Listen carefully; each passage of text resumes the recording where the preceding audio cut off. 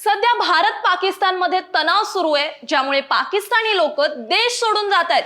पण हे सगळं सुरू असताना दुसरीकडे मात्र राणीच्या बागेत नवीन पाहुणे आलेत। आता हे पाहुणे कोण? तर मुंबईच्या राणीच्या बागेत पेंग्विनने दिला 3 पिल्लांना जन्म। आहे की नाही गुड न्यूज? राणीच्या बागेत असलेल्या प्रसिद्ध हम्बोल्ट पेंग्विन कुटुंबात 3 गोंडस पिल्लांचा जन्म झालाय। वीर माता जिजाबाई भोसले वनस्पती उद्यान आणि प्राणी संग्रहालयानं या पिल्लांचे सुंदर असे व्हिडिओ सोशल मीडियावर शेअर केलेत आणि ते पाहून प्रेक्षकांची मनं अगदी वितळली आहेत।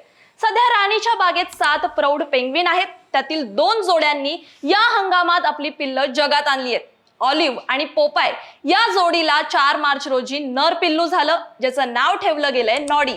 त्यानंतर डोनाल्ड आणि डेझी या दुसऱ्या जोडीने 2 अंडी दिली होती। त्यातून 7 मार्चला टॉम नावाचं एक नर पिल्लू आणि 11 मार्चला पिंगू नावाचं एक मादी पिल्लू जन्माला आलं। आहे की नाही इंटरेस्टिंग? पण अजून एक मजेशीर गोष्ट म्हणजे हेच पेंग्विन 2016 साली थेट दक्षिण कोरियाच्या सोल शहरातून मुंबईत आणले गेले होते।